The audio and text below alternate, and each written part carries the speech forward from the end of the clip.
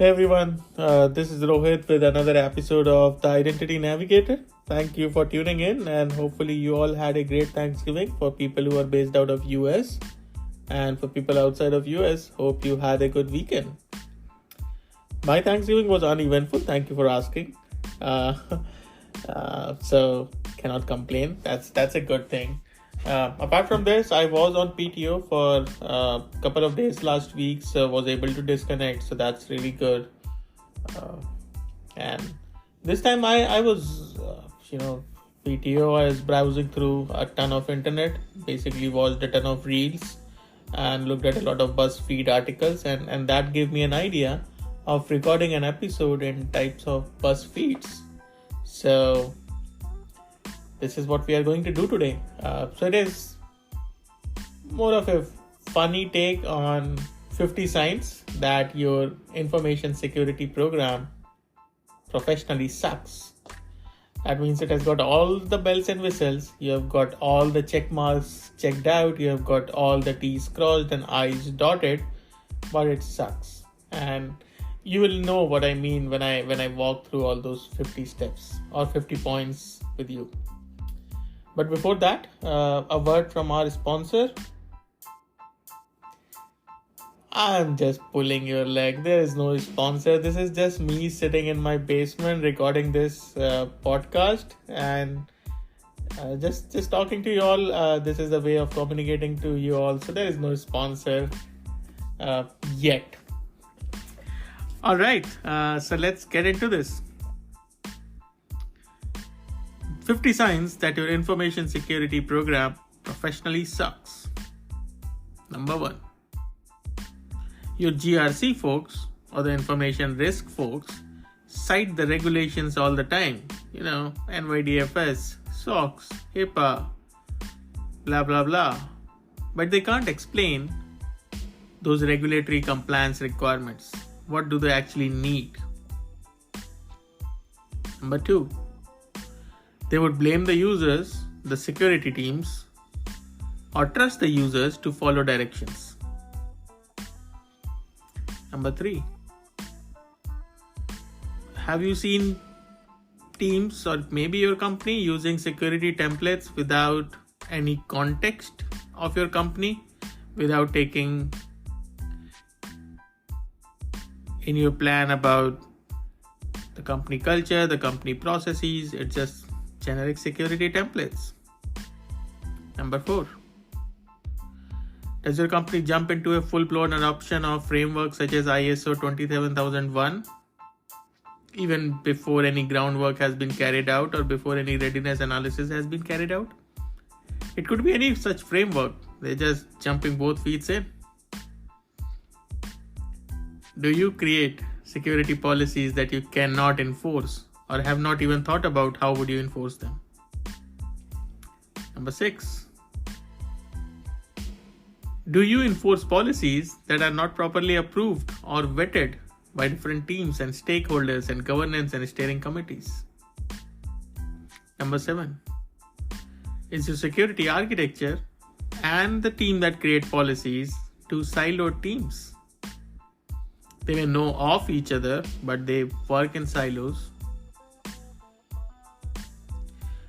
Do you create a security policy just to mark a checkbox so that if somebody asks, do you have a policy? You say yes. Number 9.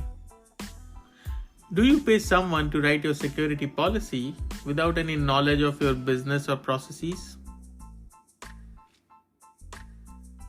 10. Can all of your employees find the policies? Number 11. Do you assume that the policies that worked for you last year, they will be valid for the next year or this year? Number 12.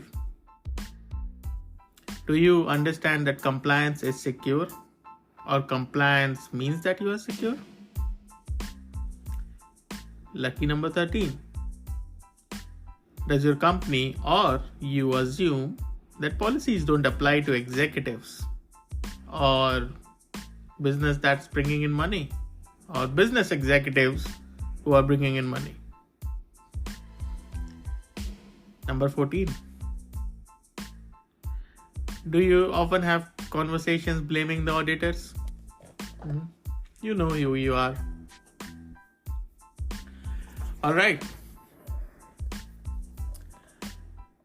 Do you deploy a security product out of the box without tuning it or customizing it to your needs? Because customization means you won't be able to upgrade it. So you don't really know what customization is. You just use the product out of the box. Is your security event management tool too noisy or too quiet? Number 17. Do you consider total cost of ownership while buying security products? Do you consider the maintenance and implementation cost? 18. You run regular vulnerability scans but don't follow through on the results. 19. Do you let your anti-malware, log management and other security tools run on autopilot?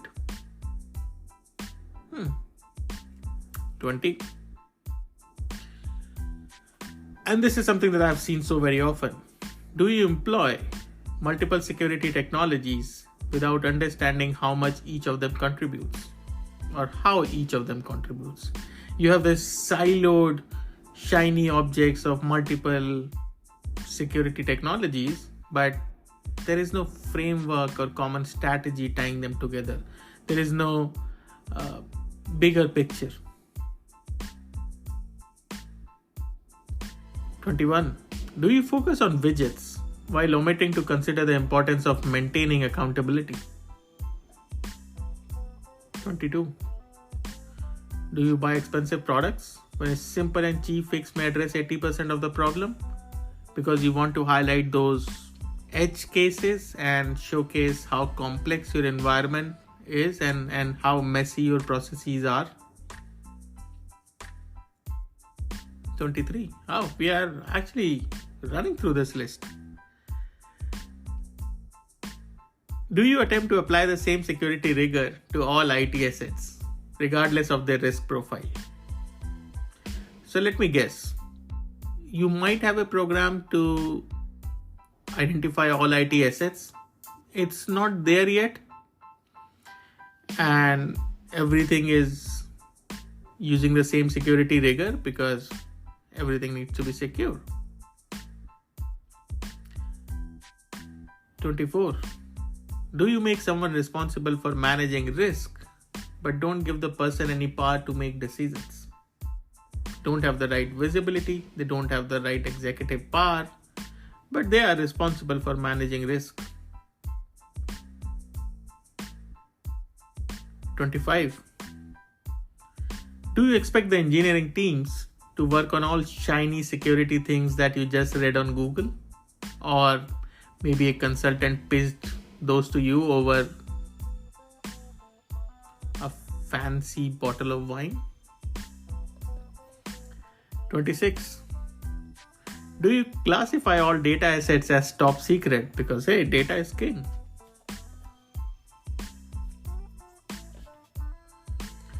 27.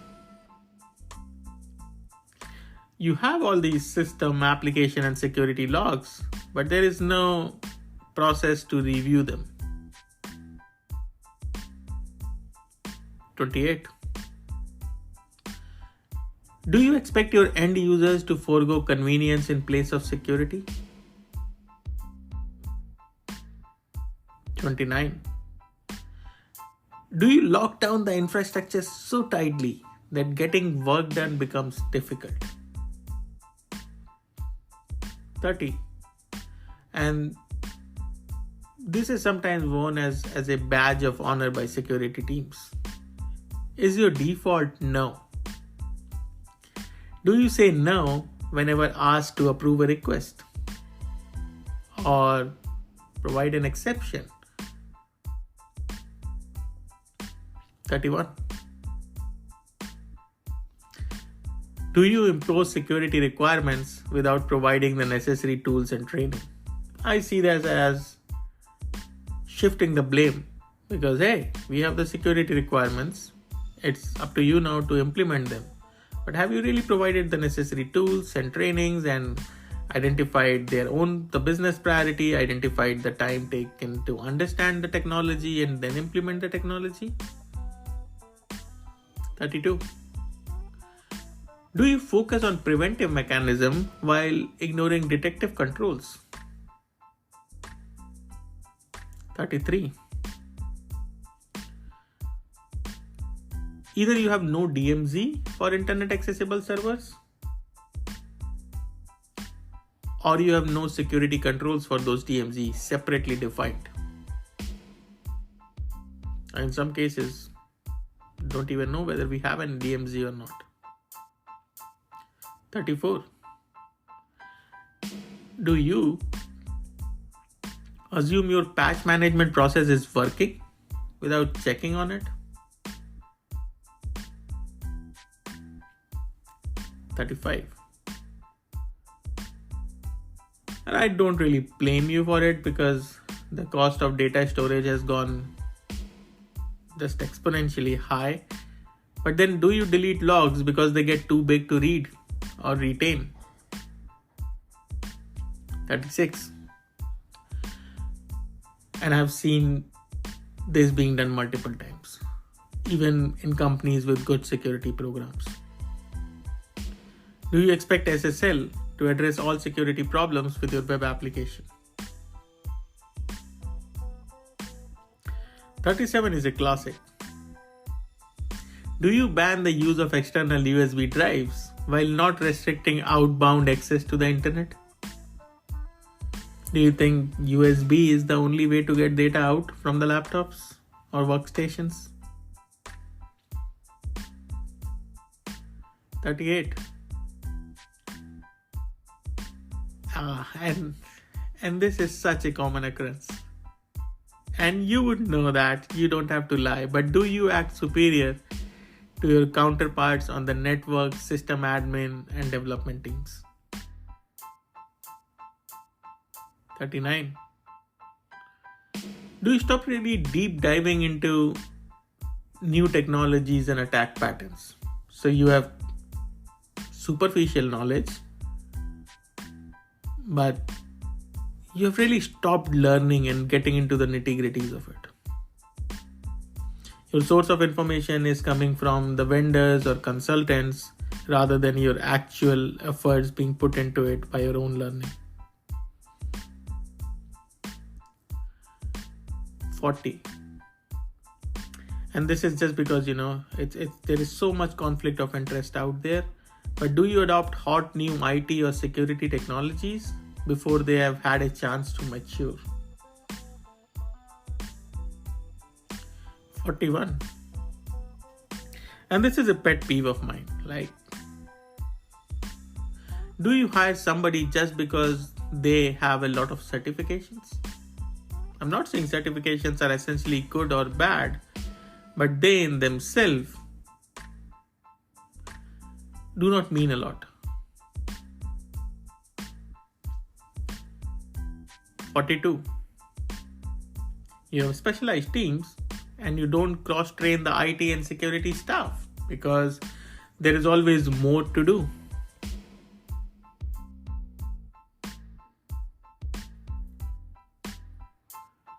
43. Do you require your users to change passwords too frequently? That is an anti-pattern, right? 44. Do you expect your users to remember passwords without writing them down? You do, right? Do you have an enterprise vault? If not, yes, you do expect your users to remember passwords without writing them down. 45. Do you impose very complex password selection requirements? Hey, 20-character password is secure than 5-character passwords, right? And if we change it every month or every quarter, that's bound to be secure. Do you use the same password or system that differ in risk exposure or data criticality?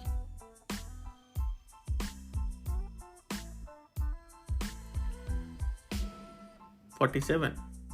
Do you impose password requirements without considering the ease with which a password could be reset? Do you have a password reset program?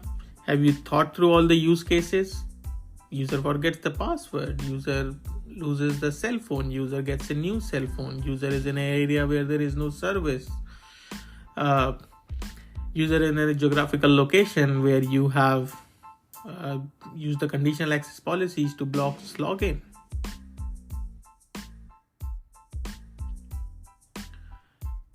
Then the last three are obviously related to identity and access management, because how can I have a podcast without mentioning IAM? Does your IAM team really have executive buy-in? Does the people sitting on the executive table understands the IAM? 49. Do you expect your IAM team to solve for all edge cases to make stakeholder happy and implement the processes that are existing in the companies today, but just a centralized version of them? And number 50.